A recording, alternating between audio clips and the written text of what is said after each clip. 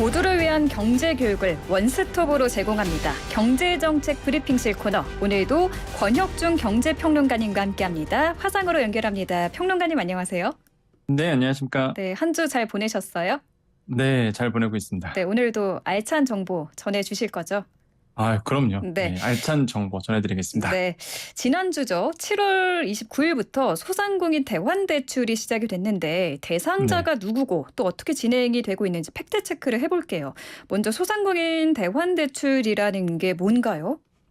일단 그 소상공인 분들께서 코로나19 시대를 지나가면서 사실 대출을 많이 받으셨습니다. 그런데 사실 이제 고금리 대출을 받으시는 분들이 굉장히 많았거든요. 이제 신용도가 좀 떨어지다 보니까 은행권이 아니라 이제 비은행권 고금리 대출을 받고 계신 분들 굉장히 많으신데 네. 이런 분들을 위해서 정부가 비은행권 고금리 대출을 은행권 저금리 대출로 대안하는 사업, 바로 이번에 이제는 바로 소상공인 대안대출이라고 보시면 되겠고요. 네.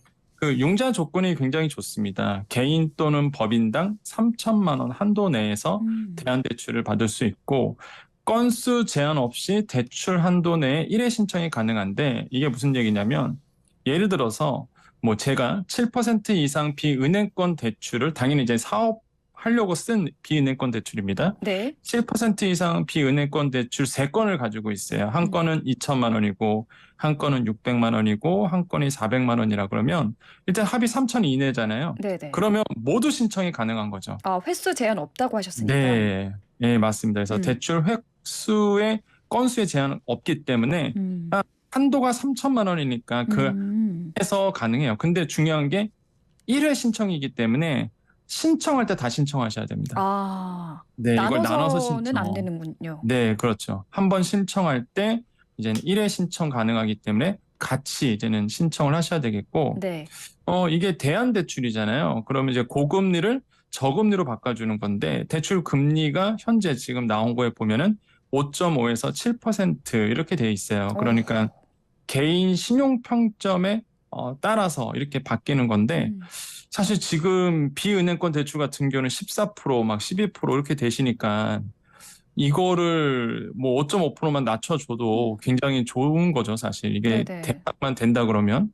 그 대출 기간은 5년으로 되어 있습니다. 그래서 2년 거치고요. 3년 분할 상환이다 보니까 2년 동안 이자만 갚는 거예요. 그러다 보니까 당장 내가 돈이 없어도 사실 이 대안대출을 통해서 조금 숨통이 트일 수 있는 거죠. 그래서 이런 부분이 이제 정부가 좀 마련했는데 네. 아쉬운 거는 사실 이 금액이 크지는 않습니다. 사실 이게 2천억 한도로 돼 있거든요. 그게 좀 아쉽긴 아쉬워요. 이게 중기층에서 진행하는 건데 네. 하지만은 대상만 된다 그러면 뭐 엄청나게 혜택이 좋은 상품이다라고 말씀을 드립니다. 총 규모는 2천억 원이라서 많지는 않지만 그래도 정말 여기 네. 포함만 되면은 상당히 좋은 혜택을 받을 수 있는 것 같습니다. 맞습니다. 네, 근데 방송 들으시는 이 소상공인 분들은 내가 여기 대상자에 포함이 되는지 무엇보다 이게 가장 궁금하실 텐데 대상자를 좀 더 구체적으로 좀 설명을 해주시죠. 굉장히 까다롭습니다. 까다로워요. 먼저 말씀드리고 싶은 게 네. 굉장히 까다로운데 일단 6가지의 조건이 있습니다. 첫 번째 저신용이어야 되고요. 두 번째 소상공인이어야 되고요. 세 번째 성실 상환 중이어야 되고요. 네 번째 비은행권의 다섯 번째 고금리 대출이어야 됩니다. 그래서 이걸 하나하나 설명드리면 저신용이어야 돼요. 그래서 그 신청일 현재의 그 대표 아니 사장님의 그 날스 평점, 개인 신용 평점이 744점 이하여야 됩니다. 한마디로 중고 신용자, 아무튼 고신용자 같은 경우는 이거는 해당 사항이 없고요. 네. 그래서 744점 이하여야 되고 두 번째 조건이 이제는 소상공인이어야 되는데 뭐 대부분 아마 소상공인이실 거예요. 그런데 이게 또 주의할 점이 개인이 다수의 사업자를 운영할 수도 있습니다. 그렇잖아요. 한 명이 다수의 그 사업을 운영할 수 있는데 그렇다고 다 되는 게 아니라 한 개를 대표 사업 한 개를 정해서 신청할 수 있게 되고요.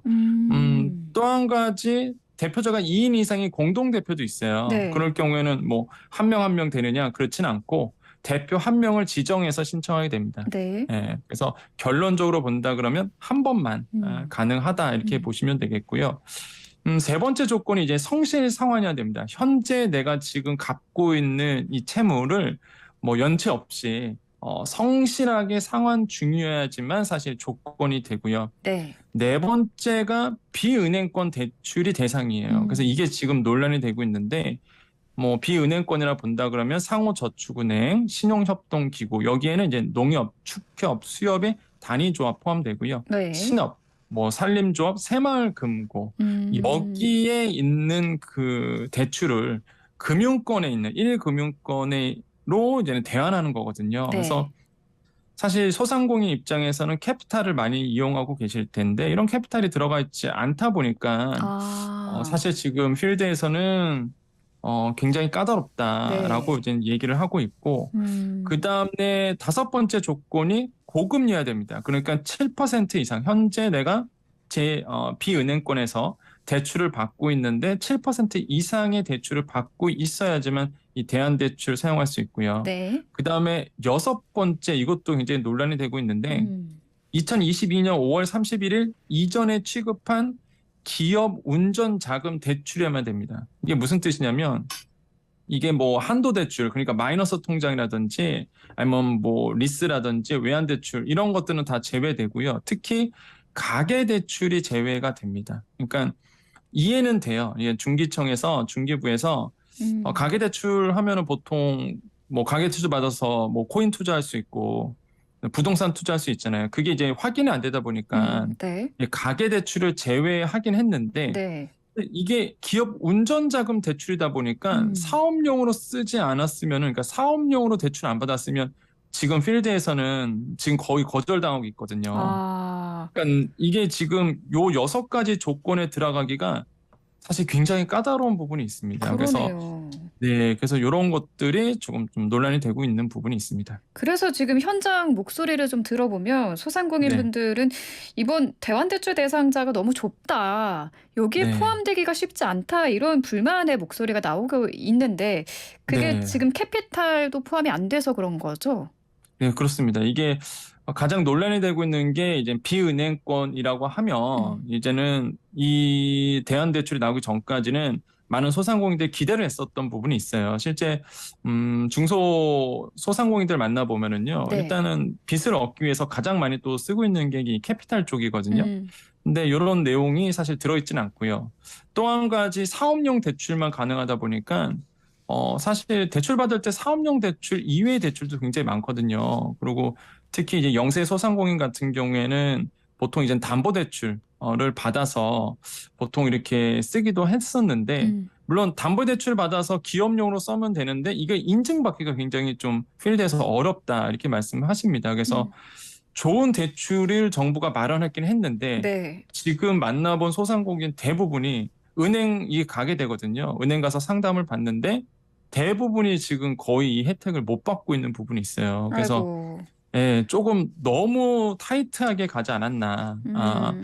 이런 생각을 좀 해보겠고, 사실 지금 정부가 또 마련하고 있는 게 이건 중기부에서 한 거고, 이제 정부가 이제 새출발 기금이라고 해서 뭐 30조 원의 지금 자금을 좀 마련하고 있는 게 있습니다. 이게 9월 달에 들어가거든요. 네. 뭐 신문에서 많이 나왔던 뭐 원금 감면에 대한 아니면은 뭐 장기 채무를 이제 장기로 늘려주는 거 이런 게 음. 이제 새출발 기금인데 네. 새출발 기금에 지금 가이드라인이 어느 정도 나온 상태인데 음. 거기에는 가계대출이 포함되어 있거든요. 그렇군요. 다행이네요. 예, 예, 가계대출 포함돼. 근데 그것도 또 논란이에요. 왜요? 이 가계대출도 포함하다 보니까 음. 가계대출 받아서 사업용으로 쓰지 않고 이제는 뭐 코인이라든지 부동산 투자하는 거를 어떻게 알 수 있느냐. 예, 아. 그 논란도 또 있거든요. 그러다 보니까 참 어려워요, 사실 지금. 그러네요. 예, 그걸 구분하기가 참 어려운데 음. 일단은 지금 이 대안대출 같은 경우에는 조건이 여섯 가지나 되다 보니까 실제 소상공인들이 현장에 가서 막상 상담을 받아보면 해당되시는 분들이 너무 많이 없어서 실망하고 오신 분들이 굉장히 좀 많습니다. 네. 그래서 가셨다가 헛걸음하시는 분들 굉장히 많을 것 같아요. 예, 정말 많으세요. 그래서 음.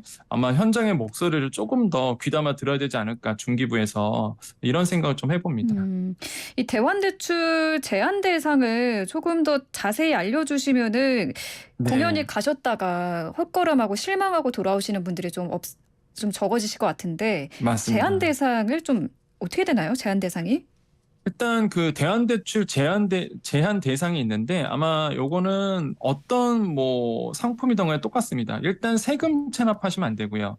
이게 국세든 지방세든 간에 현재 체납 중이시면은 지원 자체가 이제는 제외가 되고요. 또한 신용정보 등록, 한마디로 이제는 세금 체납, 과태료 체납, 뭐 채무 불이행자, 이런 신용 회복 지원, 회생, 개인회생, 파산면책 결정을 받으신 분들, 또한 산재나 고용보험료 이런 걸 체납하신 분들, 이런 분들도 사실 이번에 그 지원에서 제외가 됩니다. 음, 그래서 이런 부분을 좀 확실히 아셔야 되겠고요. 네. 그다음에 연체도 있습니다. 현재 이제는 금융기관에서 대출금을 연체 중인 경우도 해당 사항이 없게 되고요. 네. 또 많이 물어보시는 게 휴업과 폐업입니다. 나 지금 휴업하고 있는데 또 폐업했는데 이 대안대출을 받을 수 있나요? 라고 물어보시는데 제외입니다. 어, 휴업과 폐업 중인 경우는 이 대안대출 제한 대상에 들어가기 때문에 힘들고요.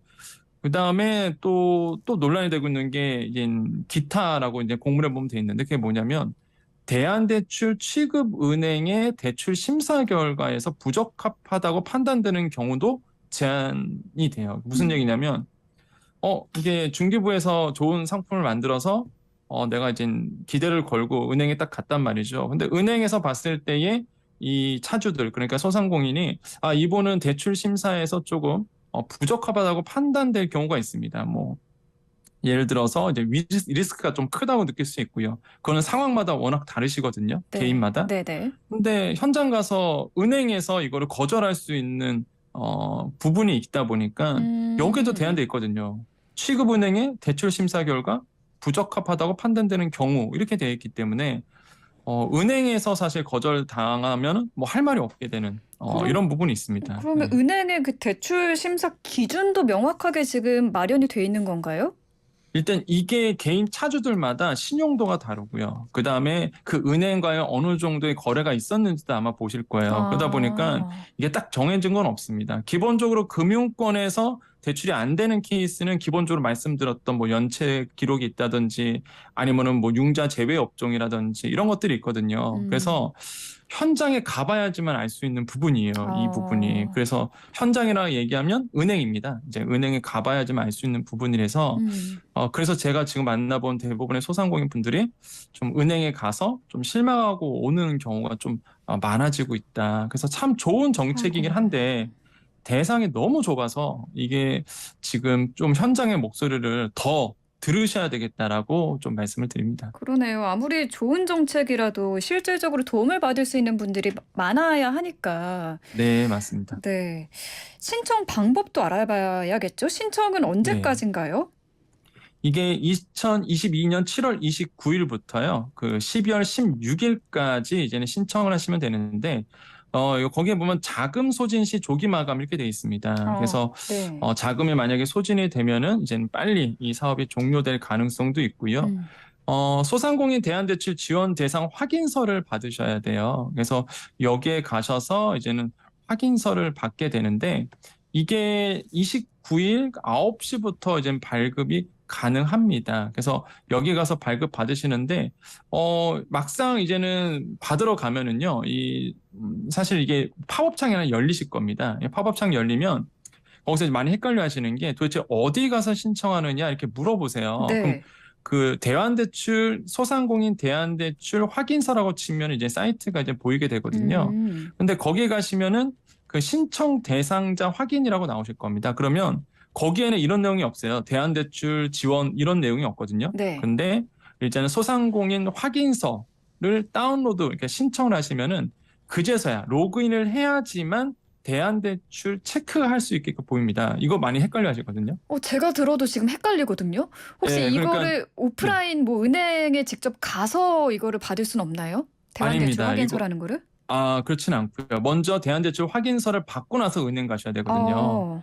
그래서 내가 먼저 온라인상에서 소상공인 대안대출 지원 대상 확인서를 발급을 먼저 받으셔야 됩니다. 네. 그래서, 사이트에 가보면 이제 나와요. 그냥 음. 검색 창에 가셔갖고요. 대안대출 확인서라고 치면은 이제 사이트가 보이게 되는데 음.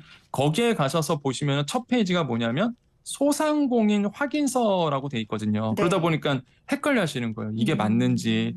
이게 대한대출 얘기는 없다 보니까. 근데 막상 로그인을 하신 다음에 소상공인 확인서를 클릭을 하시면 네. 그제서야 내가 소상공인 확인서인지 아니면 대한대출 확인서인지를 선택하도록 나옵니다.